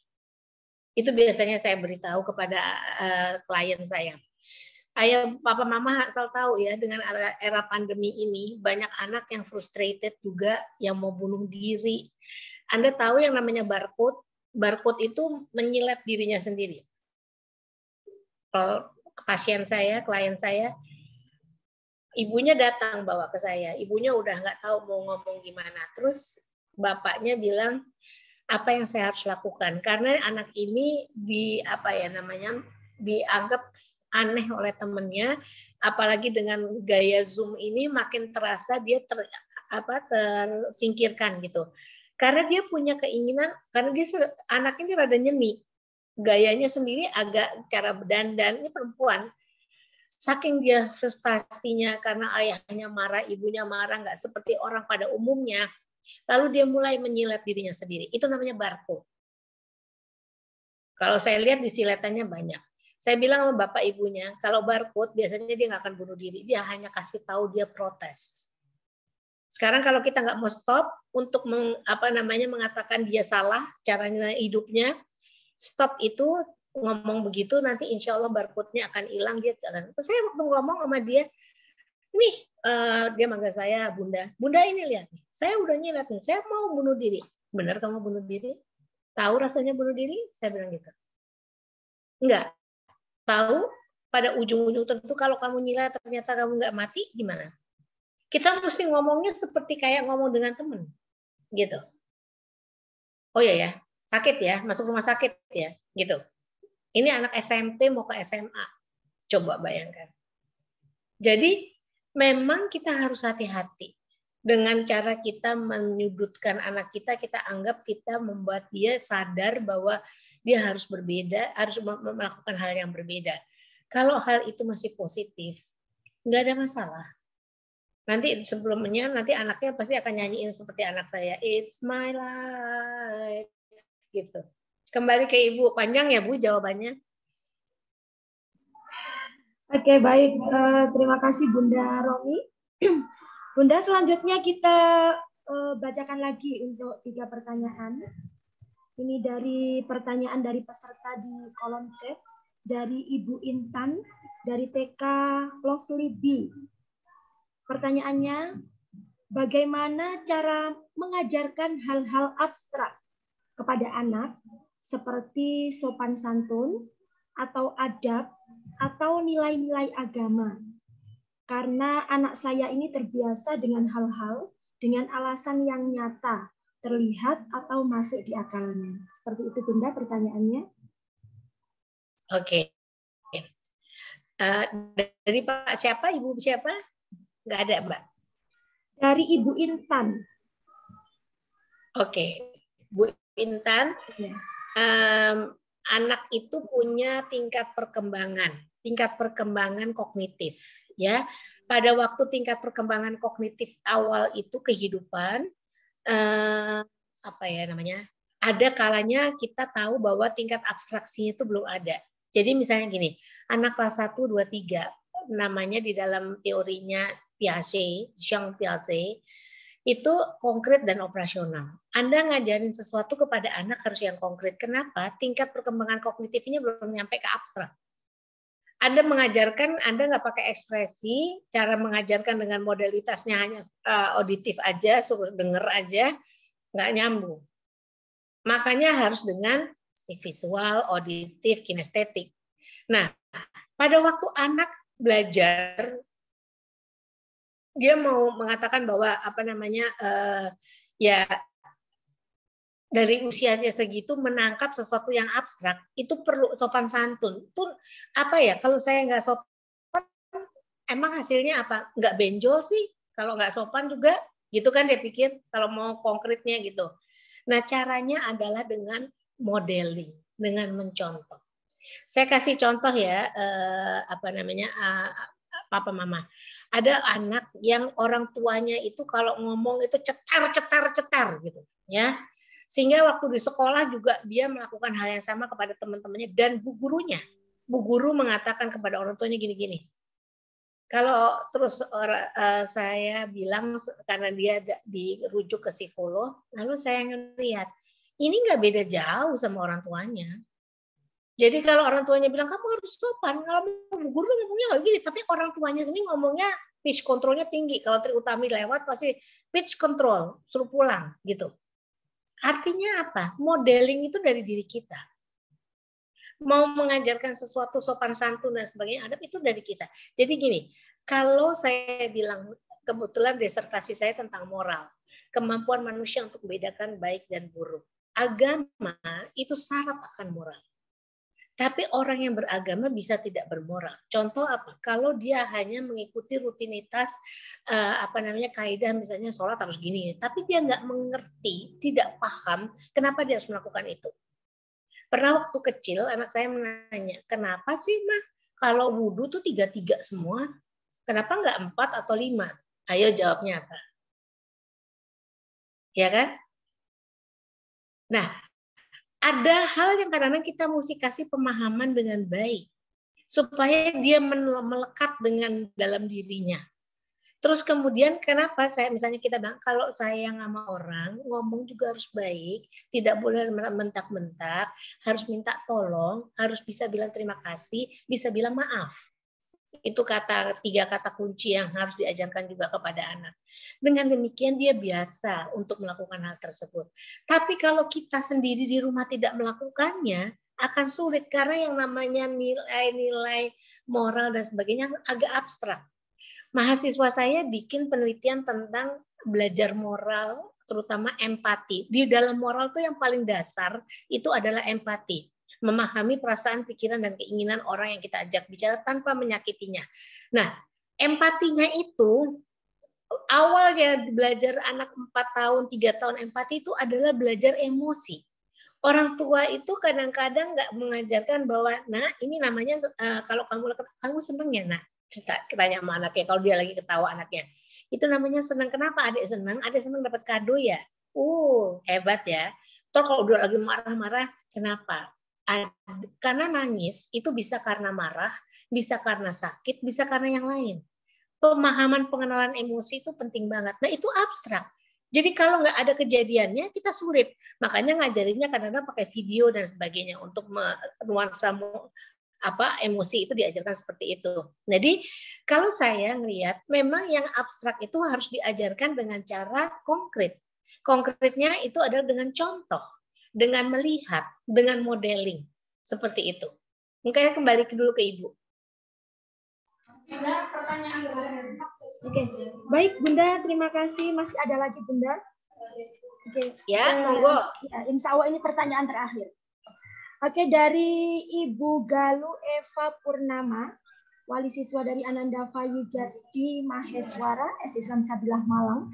Pertanyaannya, saya sering mengkoreksi PR Ananda. Tanpa saya sadari, hal tersebut sepertinya membuat Ananda menjadi kurang percaya diri karena setiap selesai mengerjakan tugas, dia selalu meminta pertimbangan apakah hasil atau jawabannya sudah benar karena takut salah. Nah, pertanyaannya bagaimana caranya supaya Ananda ini yakin dengan tugas-tugasnya dan bagaimana saya harus bisa merubah pola dalam mendampingi Ananda belajar supaya rasa percaya dirinya timbul. Seperti itu Bunda pertanyaannya. Oke. Jadi Bu, Mama, Papa, kalau kita mau mengoreksi anak kita, PR-nya itu kan tujuannya apa? Supaya nanti jangan sampai di tangan guru hasilnya jelek. Betul nggak? Ya kan? Emang kalau hasilnya jelek, kira-kira gimana? Itu pertanyaan saya. Pasti yang nggak nyaman harusnya anaknya. Tapi kenapa kok yang nggak nyaman ibunya, atau papahnya, atau mamanya? Ayo. Padahal yang belajar siapa? Anaknya. Kalau dia kurang, jangan disuruh perbaiki soal itu, tapi dicoba dilihat pemahamannya yang salah yang mana. Sehingga dia akan berlatih. Atau kalau dia tidak teliti, setiap dia selesai mengerjakan, papa mama akan bilang gini, Nak, coba kamu koreksi lagi, hitung lagi, coba lihat apakah udah benar atau belum. Karena kamu tuh pinter, tapi kemudian kadang-kadang tidak teliti sehingga hasilnya jadi meleset gitu. Dan kalau kita prakoreksi, jangan nih salah lagi, jangan pakai merengut, melotot, terus kemudian mengernyitkan dahi. Nggak usah mengernyitkan Bu, nanti kalau udah umur 62 kayak saya juga pasti akan berkerut sendiri, ya. Dengan sendirinya itu dibawa dengan usia. Jadi yang kita mesti lakukan apa? Kita ngomong sama dia. Coba deh, kalau mama nggak mau koreksi, kira-kira kamu lihat lagi. Dikerjakan ulang, lihat. Ada kemungkinan salah yang mana gitu. Kira-kira berapa? Terus kemudian kita coba dengan tebak-tebakan. Dia bilang paling 2, mah gitu. Oke, boleh mama periksa? Izin dulu, jangan kita maksa. Lalu kita periksanya, oh iya 2, wah udah lebih bagus ya nak daripada yang waktu itu. Nah, jadi dengan makin banyak dia kemudian merasa lebih percaya diri, tidak usah diperiksa lagi, ya sudah nggak apa-apa gitu. Yang perlu adalah kalau dia banyak bikin salah, itu artinya pemahamannya yang belum benar. Apa yang mesti dikerjakan? Ajarin pemahamannya, bukan memarahi dia karena soal itu salah. Tapi pemahamannya yang belum benar aja yang kita perbaiki lagi. Begitu Ibu.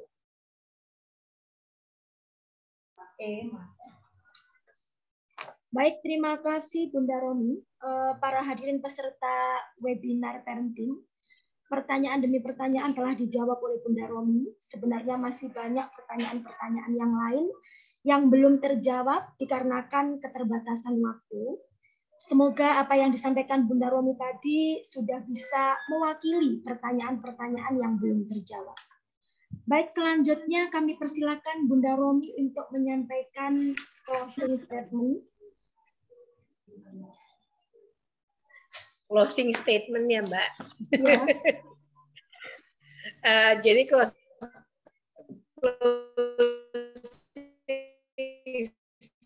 statementnya tuh adalah gini. Kedengaran nggak ya Mbak? Saya apakah terdengar? Terdengar Bunda, sudah terdengar. Oh iya, ini saya Iya. soalnya unstable nih. Jadi gini, jadi orang tua itu tidak ada apa ya namanya, tidak ada sekolahnya. Tadi saya katakan.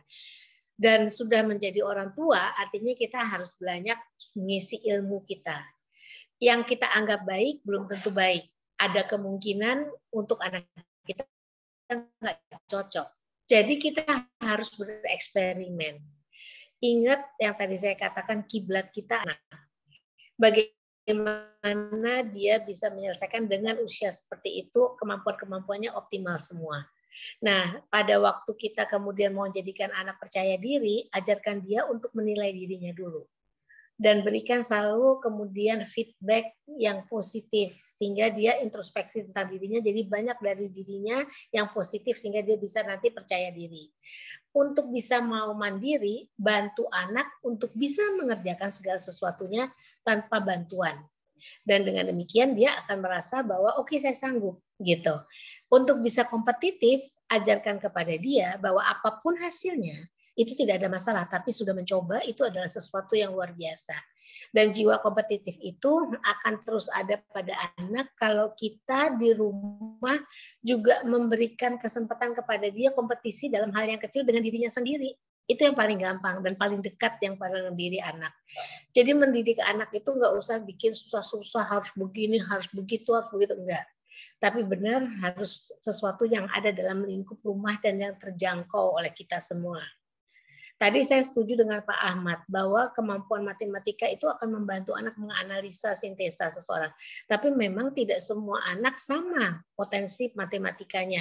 Kalau di multiple intelligence ada namanya logical mathematics. Maka kita sebagai orang tua mengoptimalkan anak sesuai dengan kompetensi potensi yang ada pada dirinya, yang terberi dari Allah itu.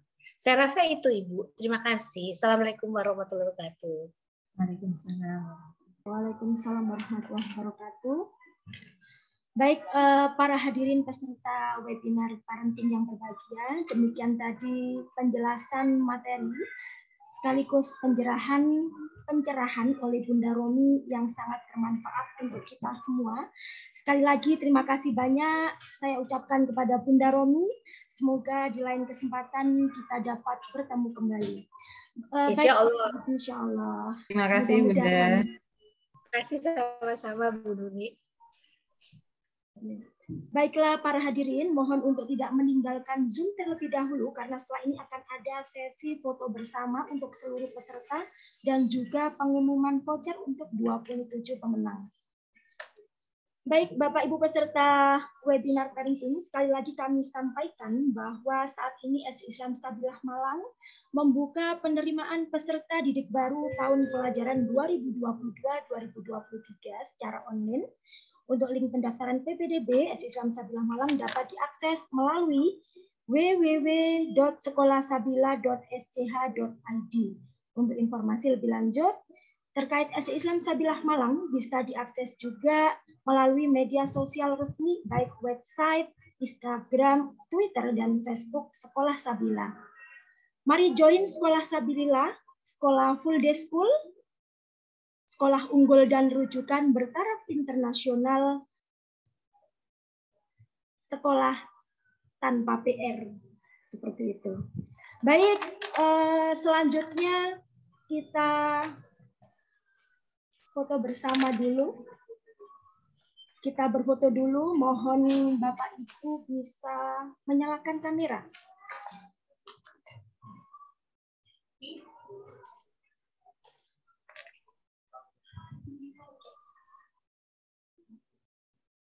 Sudah, Bu? Pak Ahmad bisa dibantu? Sudah, Bu. Untuk foto bersama seluruh peserta. Siap. Oke, saya promote dulu bagian besar ya, Bu. Ya, silakan Pak Ahmad. Oke, saya pikir ini cukup. Baik. Kita bisa mulai foto. Sudah siap untuk buka kameranya? Oke, sudah ya, saya pikir ya. Oke, kalau kayak gitu kita mulai dari aba-aba dari saya, Bapak Ibu. 1, 2, 3. Oke, terima kasih Bapak Ibu.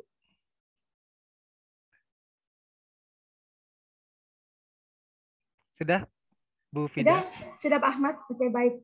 Pak Ahmad, selanjutnya pengumuman voucher untuk 27 pemenang.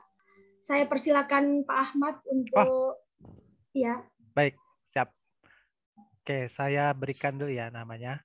Ya, Bapak Ibu, jadi saya yang tampil di layar Bapak Ibu sekarang ini adalah nama-nama pemenang door prize dari Shinkenjuku sebanyak 27 orang. Ya, yang kita kumpulkan dari form pendaftaran dan dari live session. Ya, nanti pemenang ini akan dihubungi oleh Shinkenjuku dan hadiahnya adalah potongan belajar ketika mendaftar di Shinkenjuku online. Ada 27 pemenang, berikut nama-namanya ya Bapak Ibu. Iya. Oke, saya kembalikan lagi ke Mbak Fida. Oke, baik. Terima kasih Pak Ahmad. Demikian tadi pemenang ya, 27 voucher dari Shinkenjuku. Nanti bisa akan dikonfirmasi langsung oleh Pak Ahmad. Baik, para hadirin peserta webinar parenting yang berbahagia, tiba saatnya kita di penghujung acara. Terima kasih kami ucapkan kepada narasumber, Bunda Romi, para peserta, panitia webinar parenting, juga panitia dari Shinkenjuku, dan tak lupa saya mohon maaf apabila ada kesalahan maupun kekurangan dalam jalannya acara. Akhir kata, marilah kita tutup dengan berdoa bersama menurut ajaran dan kepercayaan masing-masing. Berdoa dipersilahkan.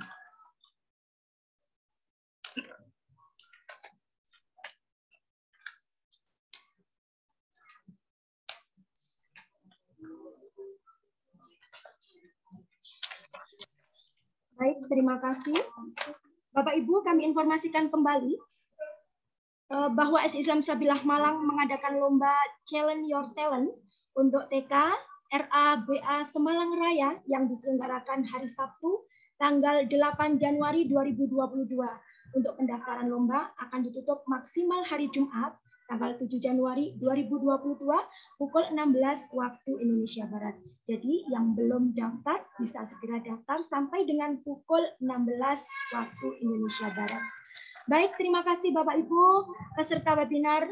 Untuk pengiriman e-sertifikat kepada peserta maka akan disampaikan melalui email masing-masing.